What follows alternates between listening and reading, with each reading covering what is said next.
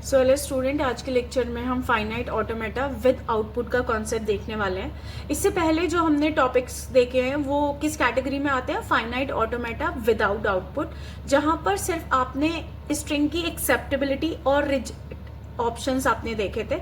आप क्या कर सकते थे वहां पर? किसी पर्टिकुलर स्ट्रिंग को आप ये बता सकते थे कि ये स्ट्रिंग एक्सेप्ट होगी या ये स्ट्रिंग आपकी रिजेक्ट होगी। ठीक है, इसके अलावा इसके करस्पॉन्डेंस आउटपुट क्या निकलेंगे वो हम नहीं देखते थे। तो आपका बेसिकली बाइनरी ऑपरेशन परफॉर्म होता था, जहां पर आप एक्सेप्टेंस और आपके रिजेक्शंस ही आप वहां पर फाइंड आउट करते थे। ठीक है, तो वहां पर आपके 5 ट्रिपल थे। यहां पर हम देखते हैं, अगर हमें output finite automata with output चाहिए तो आपके पास 2 मशीन है, एक है आपकी मोरे मशीन, एक है आपकी मीले मशीन। बट जो दोनों मशीन है वो आपके 6 टपल पे वर्क करती है। ठीक है, अब वो टपल्स क्या हैं? सबसे पहले है आपका कैपिटल क्यू, जो रिप्रेजेंट कर रहा है आपका सेट ऑफ स्टेट्स को। ठीक है, ऑलवेज आपकी फाइनाइट सेट होगी और नॉन एम्प्टी सेट होगी, तो मिनिमम एक आपके पास इनिशियल स्टेट तो जरूरी होगी कैपिटल क्यू में। इसके बाद है आपका सिग्मा। सिग्मा रिप्रेजेंट करता है आपके इनपुट अल्फाबेट को। ठीक है, तो जितने भी आपने इनपुट अल्फाबेट लिए हुए हैं मशीन को डिजाइन करने के लिए, वो सारे के सारे आपके सिग्मा में जाएंगे। नेक्स्ट है आपका डेल।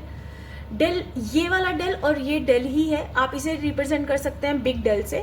तो जो ये डेल है वो रिप्रेजेंट करता है आपका फाइनाइट सेट ऑफ आउटपुट्स को।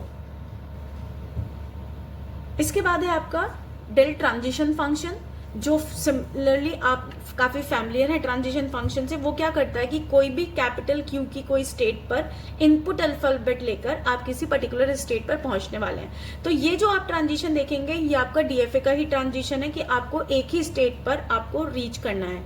उसके बाद है आपकी क्यू नॉट स्टेट, जो आपकी इनिशियल स्टेट, और इसके बाद है एक नया आपका इनपुट लैम्डा, जो रिप्रेजेंट करता है आउटपुट फंक्शन को।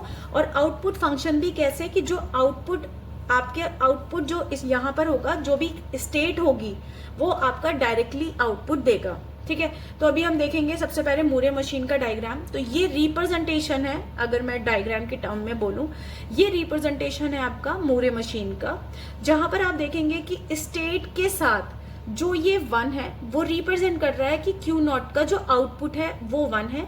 सिमिलरली Q2 का जो आउटपुट है वो है 0। तो ये रिप्रेजेंटेशन आपके कहाँ जाएंगे? ये है आपके आउटपुट अल्फाबेट, जो रिप्रेजेंट करेगा आपका डेल को।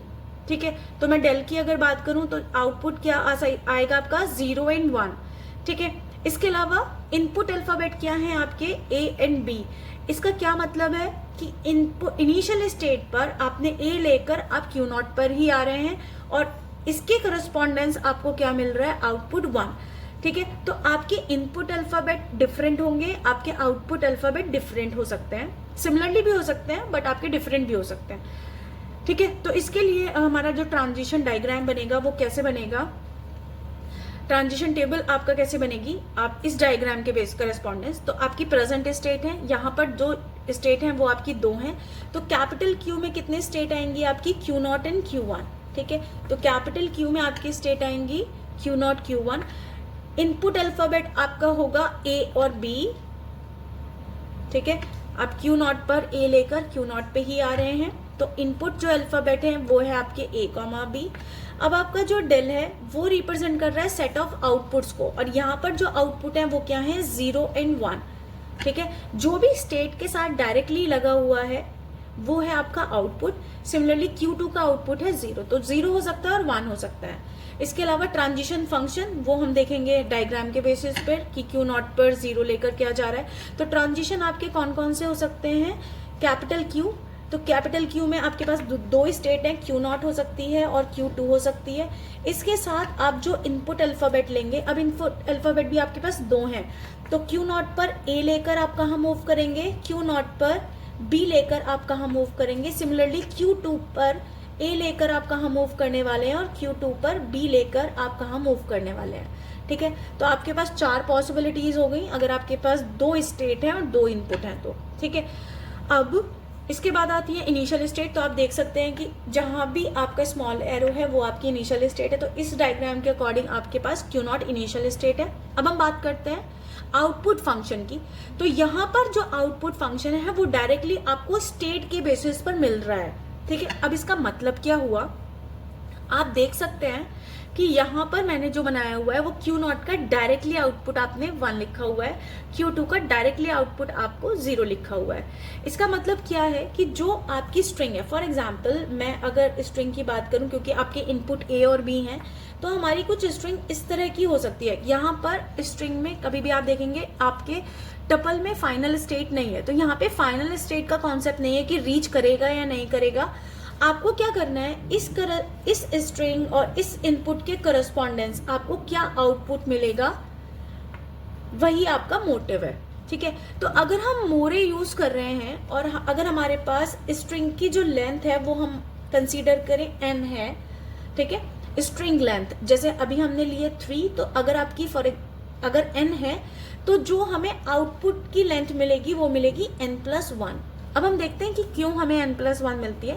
तो आप देखेंगे सबसे पहले आप इनिशियल पर स्टेट पर हैं, और इनिशियल पे क्योंकि आपकी जो डिपेंडेंसी है वो क्यू की डायरेक्टली आपको आउटपुट दे रही है, तो आप देखेंगे कि सबसे पहले आप इनिशियल पे स्टेट पे स्टार्ट हुए, क्योंकि स्टार्ट तो ऑलवेज आपको इनिशियल पे करना है, इनिशियल स्टेट से ही आपको आएगा। तो Q0 पर आप देखेंगे कि Q0 का ही आउटपुट आपको सबसे पहले मिल गया, और Q0 का आउटपुट क्या है आपका 1।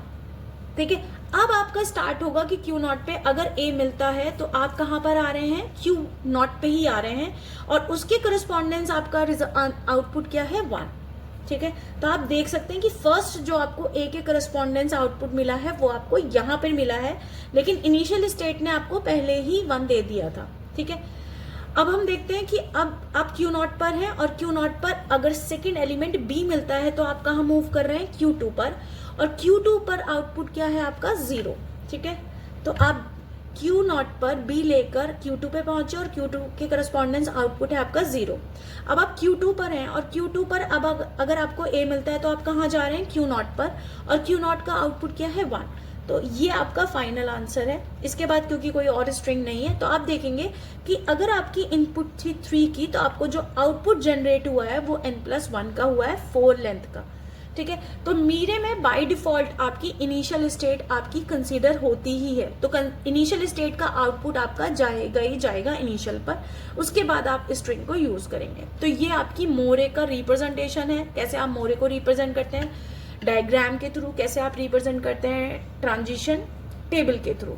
ठीक है, अब डिफरेंस कहाँ है मीरे और मोरे में, डिफरेंस है आपका आउटपुट फंक्शन में।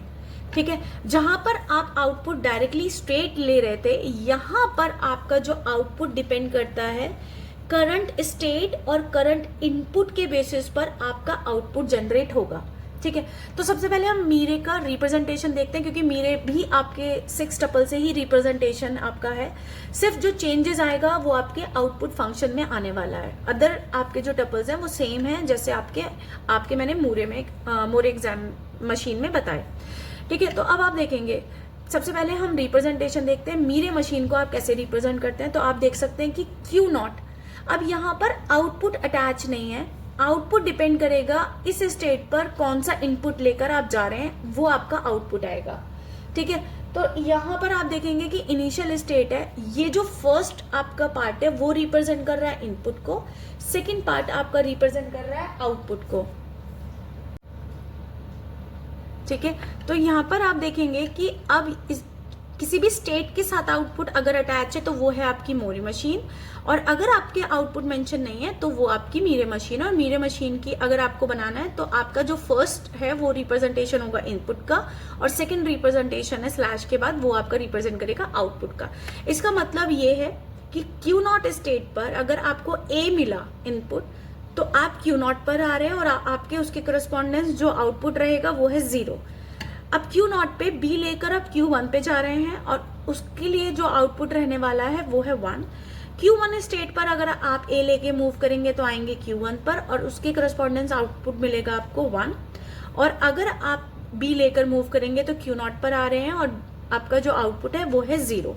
अब टेबल कैसे आप रिप्रेजेंट करेंगे, यहाँ पे देखिए प्रेजेंट स्टेट, तो हमारे पास 2 ही स्टेट हैं, एक है Q0, एक है आपकी Q1। ठीक है, अब देखो यहाँ पर A और B मैंने इनपुट रिप्रेजेंट करें, ये है A इनपुट के लिए, ये है B इनपुट के लिए। आप Q0 पर A लेकर कहां पर आ रहे हैं, क्यू नॉट पर ए लेकर आप क्यू नॉट पर ही आ रहे हैं और उसके करस्पॉन्डेंस आपका आउटपुट क्या है, 0। ठीक है, अब आप देखेंगे कि क्यू नॉट पे बी लेकर आप कहां पे पहुंच रहे हैं, Q1 पर, और उसके करस्पॉन्डेंस जो आउटपुट है वो है 1। ठीक है, सिमिलरली Q1 पर अगर A इनपुट लिया तो आप Q1 पर आए और उसका आउटपुट है 1, और Q1 पर अगर आप B ले रहे हैं तो Q0 पे जा रहे हैं और आउटपुट है 0।